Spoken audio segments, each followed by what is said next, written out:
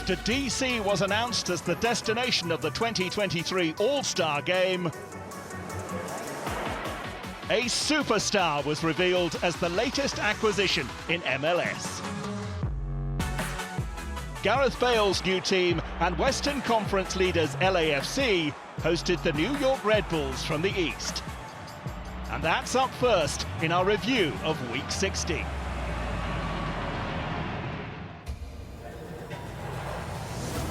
That will find the back of the net. That's a good header. It's a great header in the end by Chicho Arango. Taken out of midair. Lewis Morgan with a laser. Follow-up try. It's in. Oh, Luquinhas. Oh, baby, look at this.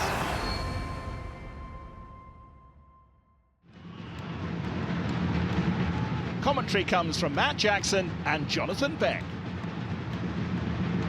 Cifuentes de Vela. Options alongside him. He's chosen to cut in field. Puku, that's a fabulous touch. Escobar!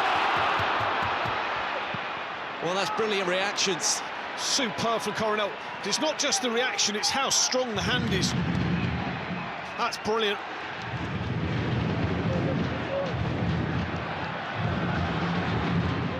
Vela.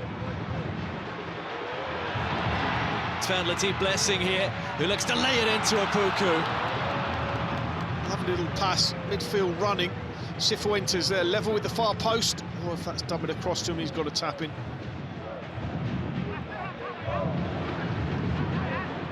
Cifuentes knew exactly where the forward players were. Puku, Vela in the centre, the only one at the moment. Now he's joined by Blessing, and Puku's done well. Looked to sweep it beyond Coronel. Again, the cutback, the layoff was on if he could have made it. So it's a long ball and you're isolated. It's a horrible situation, but here you've got to force the player backwards. Can't get done there. It's a good save that's made in the end as well by Coronel standing up.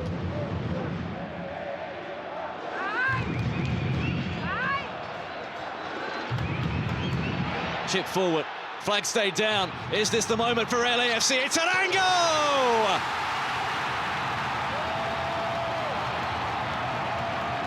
Felt a goal was coming. It's going to be tough for the visitors. They're appealing. It'll obviously be looked at. I think Dylan Nealis takes a chance in jumping up here. It's a fine finish. Ball ends up in the back of the net. Arango having been introduced. Multiple mistakes, unfortunately. It's going to be a long way back now for the visitors. Yearwood runs out of trouble, runs into trouble, runs out of space. This is Arango. Rodriguez, it runs through for him. Now has he got the pace to make sure he makes the most of it? He's waiting. Palacios is there. Rodriguez, Palacios, this to finish it! That is absolute class. High up the pitch, you can't take that sort of chance. Really poor defending, and then it's about a bit of quality. Tuck two players in, take the touch. This was brilliant though. Little stand the goalkeeper up, finish it in the corner. That's so good. Wait for Edwards to come across and commit himself, and then a fine finish. Good play.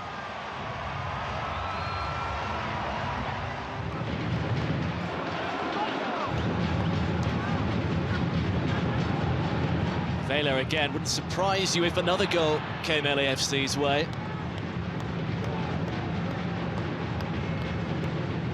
It's 22 now of their 32 goals coming after half-time. They have the stamina. Do the Red Bulls have the response? Very nearly. First serious save for Maxime Crepeau. What did he expect to make down to his right-hand side? Slack bits of play defensively. Really good strike.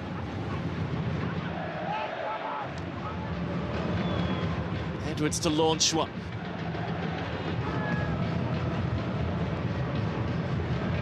Ryan off the post. It's still there. Klimala has it taken off his toes. Final score here is LAFC 2, the New York Red Bulls 0. We were ecstatic that Diego scored his first goal for LAFC, a great one at it, and his progression this year and his performance has been unbelievable. He's been super consistent. He's fantastic in the locker room, and for him to have a little bit of personal success is the next step in his progression as a player, and I'm very understanding of that position and what it means. So I'm very excited for him. At Subaru Park, a chance for Philadelphia to climb above the Eastern Conference leaders New York City FC. And in Mikael Uhre, the Union have a striker making his own steady rise up the scoring charts. This was the Dane's third goal in his last 4 games.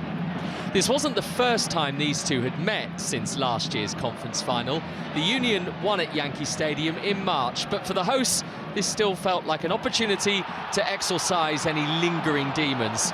Uhre could have had his second within the first 16 minutes had he been able to readjust his feet in time, while static NYCFC defending went unpunished, as Julian Carranza was repelled by Sean Johnson, who'd had a far busier first half than he would have desired. And the more the game got squeezed after the break, the more likely it was to produce an explosive conclusion.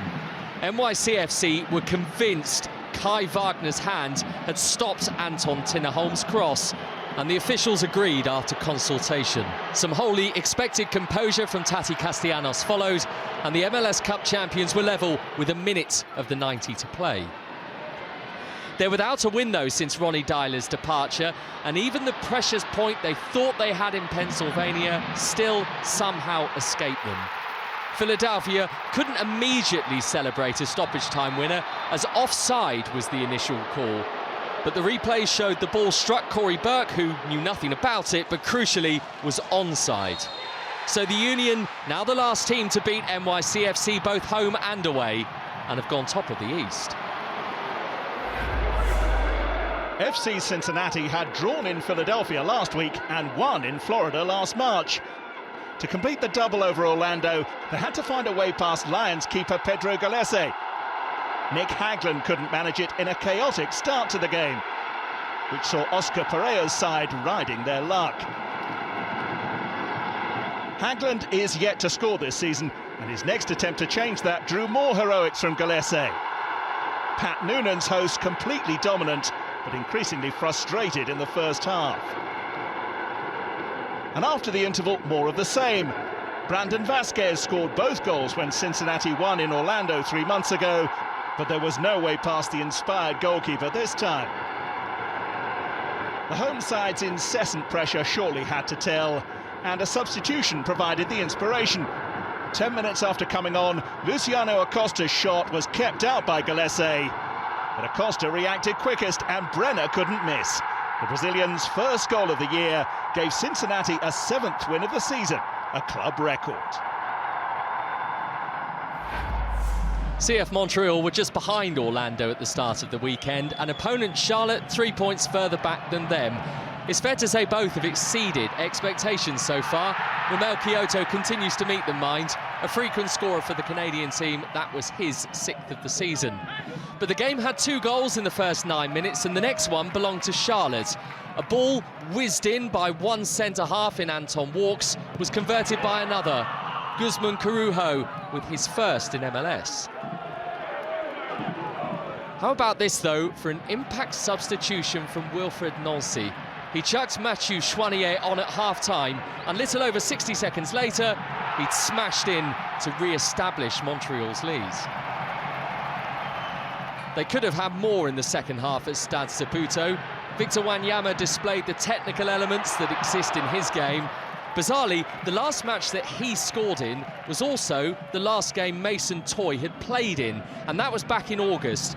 The forward had missed 10 months because of injury, and Toye so nearly had a goal to go with his grand return. But both he and his team appear in good shape. Staying in Canada, Toronto hosted an Atlanta side whose injury crisis deepened before a ball was kicked in earnest at BMO Field. Right-back Brooks Lennon injured a knee in the warm-up, and the Five Stripes defence was still readjusting when they fell behind. Jonathan Osorio with some quick feet and a neat finish. That earned the approval of one interested spectator. Toronto's superstar signing Lorenzo Insigne was in the stands, with his own MLS introduction still 2 weeks away. His new team are young and inexperienced and still have some defensive frailties of their own. Just before the hour, these were exploited by Luis Araujo for his 4th of the campaign. Lennon's injury was the last thing Atlanta needed, with most of their first-choice backline already missing, and they were under pressure for the rest of the game. DeAndre Kerr's shot was cleared by Aidan McFadden. But seconds later, one of Toronto's youngsters struck. Comes back for Priso. Oh, TFC lead! 19-year-old Ralph Priso clinching victory for the Reds, who have 3 home games and Insigne's debut to look forward to. 2 more teams who were sat on the wrong side of the playoff picture, though Minnesota's form was a little more disconcerting than Inter Miami's. They were grateful for their goalkeeper Dane Sinclair's first-half save, especially in an area where Leonardo Campana has excelled of late. The Loons extended coach Adrian Heath's contract last week, which means he'll now be with Minnesota until at least 2024. And it was his number 9, Luis Amarilla, who did take his opportunity from an almost identical position to the chance Campana had passed up in the first half. But with 4 minutes to go, it was another forward on loan from a Premier League side that hauled Miami level. Into the area, on his left! It's an equalizing goal for Indy Vasilev! Magic from Duke, and the finishing touch from the substitute. Indiana Vasilev was born in Savannah, Georgia, but has spent the past few years developing his talents with Aston Villa in England. And yet his name carries the most resonance in Florida, and even more so after this. Vasilev! He's done it again! Quick fire! Back-to-back goals for Indy Vasilev! Somewhere in that pink tower was Miami's saviour. After a first away win of the season, SKC were aiming for another. Susie! Absolute laser! But they were at CONCACAF champion Seattle, finally finding domestic form. And Rui Diaz has scored! Kansas won twice last year at Lumen Field. And the second goal has come for Sport KC.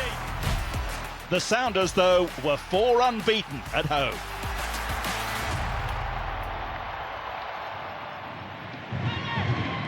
This Western Conference fixture was watched by Stuart Robson and Richard Connolly.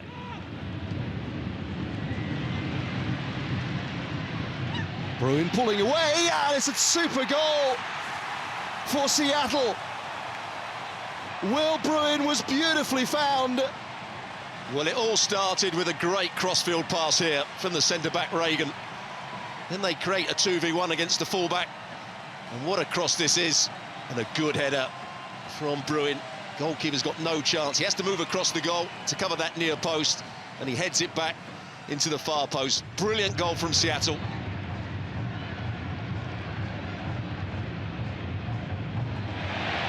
Morris. 2 to his right. Christian Roldan is one of them. It's Roldan. And it's Tim Melia on the stroke of half-time. Well, good run.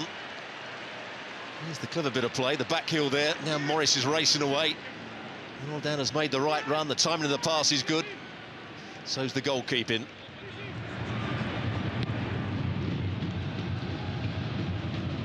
This is Cam Duke away from Yemar. And Cam Duke with a chance. And flashes it all the way across and wide. That's a big chance. He really should pass it into the corner of the net. I just think that Seattle Sounders have lost their way in this second half. Just lost a bit of shape, lost their fluency going forward.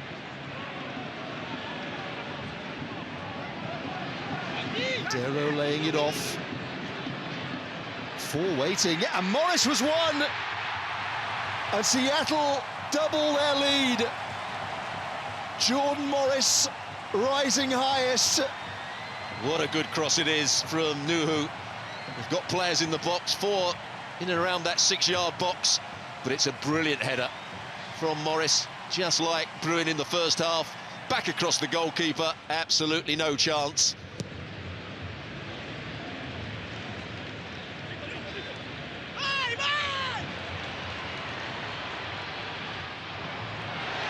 Here's Morris again, and Christian Roldan, if the flag stays down, has made it 3 for Seattle. Well, Chu does well here.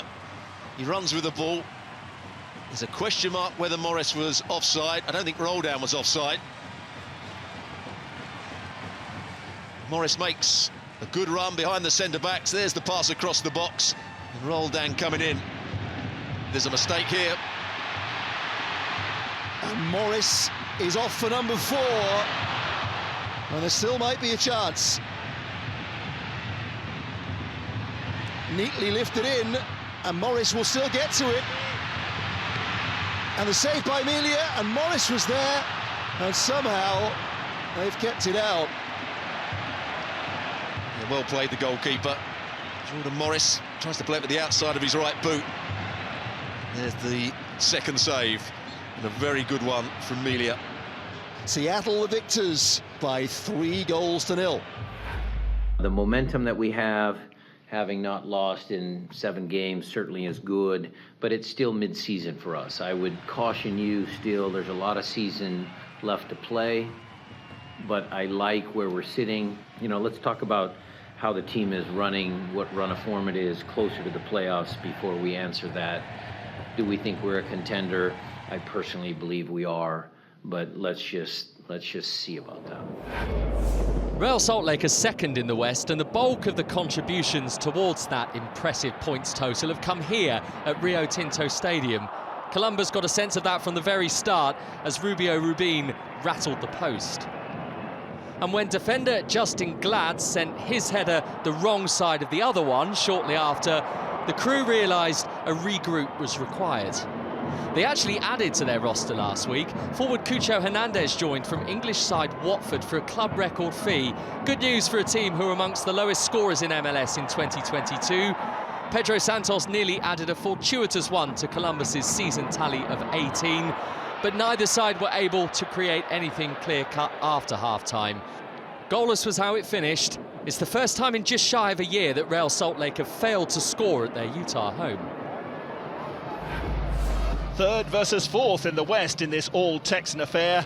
Visitors Dallas perhaps smarting from last week's home defeat by Vancouver and quickly on the front foot here. Paxton Pomykal creating and missing the first half's best opportunity. So far, so cagey, but just before the hour, this derby burst into life. Dallas's drive rewarded, with Pomykal involved again. He couldn't beat Brad Stuver, but Paul Arriola followed up. That was the winger's 7th goal in as many MLS games, but he had to share the limelight 10 minutes later as Dallas doubled their lead. Danger here. Oh, he's got through, and it's a second for Dallas. Substitute Brandon Savania catching Austin unawares, but the home side have specialised in doing things the hard way this season, and they were soon at it again, as the persistence of substitute Musa Jite sparked a comeback. The chance is on for Driussi! It is a diamond from Driussi! The Argentine's goal shifted the game's momentum, and with 5 minutes left, Austin were back on terms. Kleber delivers, there's the equaliser, and it's Danny Houston! For the second home game in a row, Austin had recovered from 2 down, but the story wasn't necessarily over. Dallas's chance to win it was prodded wide by Frank O'Hara. And in the final minute of added time, Ethan Finley was rather more wayward with Austin's big moment. Honours even, but it's rarely dull these days at Q2 Stadium. Elsewhere in Texas, Houston welcomed Chicago, who were desperately hoping last week's win over DC United would spark a revival. It was needed. That was the Fire's first victory in 3 months. Stanislav Ivanov was one of 2 to engineer Chicago chances in the first 20 minutes. Kasper Shabilko couldn't hook his foot around the other opening, but the goals just aren't flowing as frequently as he or Ezra Hendrickson, his coach, perhaps expected they might. And the major problem is that they tend to arrive all too readily at the other end. Thorleva Ulfason, the latest to exploit Chicago's weakness. And that will find the back of the net. They call him Thor. Now, there can't be too many links between Norse mythology and Houston, but at least the Dynamo are enjoying the presence of their young Icelandic forward. And in the interest of balance, they call that a very good stave from Gaga Slonina, who at just 18 has the ability to be a god amongst goalkeepers. Though there was nothing he could do about this. Houston working on a second one right now. Quintero! Back of the net! In the autumn of his own career, Darwin Quintero had got the job done for Houston before half-time. Having lost their long unbeaten home record last week, Nashville were on the road to Eastern Conference DC United and ahead after just 6 minutes. Randall Leal's cross caused defensive chaos and Daniel Lovett's pounced. Hardly the start DC wanted to their first home game for a month against the team coach Chad Ashton had described as dangerous on the counter. Just before half-time, Nashville proved his point. Mukhtar with the finish, and it's a 2-0 Nashville lead.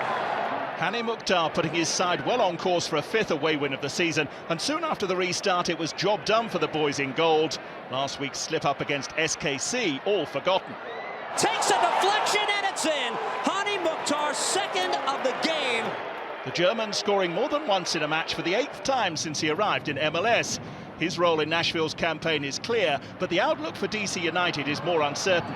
They pulled a goal back quickly when Nigel Roberta's cross was tapped home by Taxi Funtas. Despite the show of urgency, they got no closer to avoiding a third straight defeat.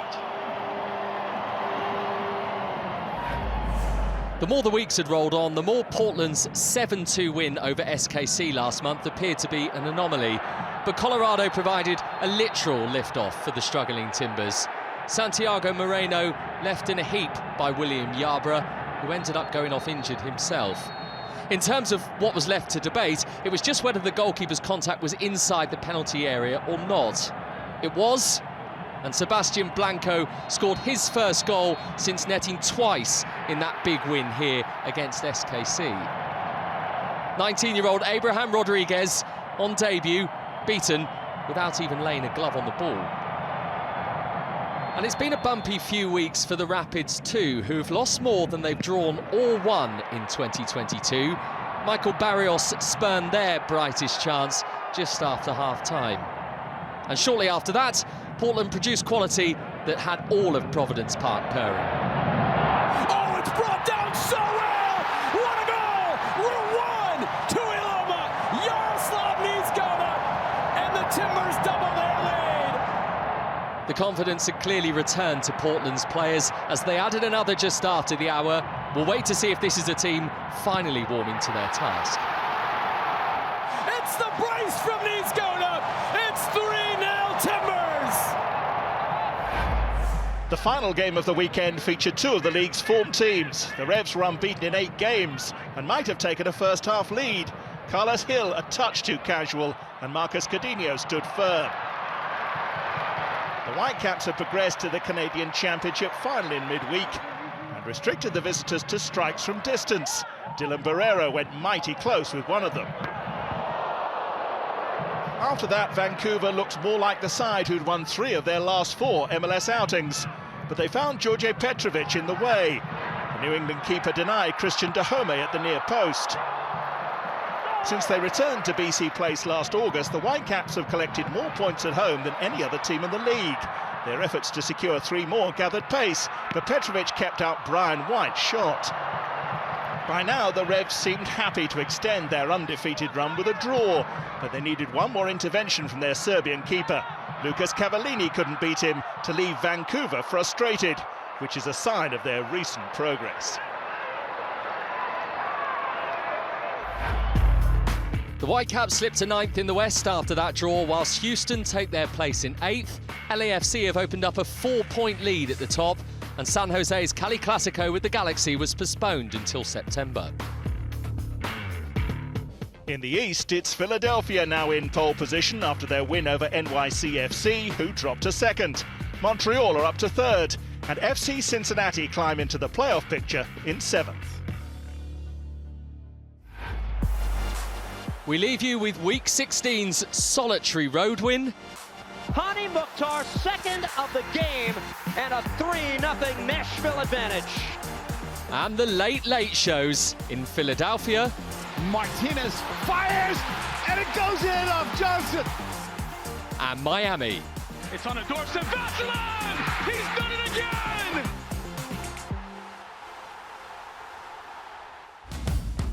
This copyrighted broadcast of Major League Soccer may not be retransmitted, reproduced, or rebroadcast without the express written consent of Major League Soccer.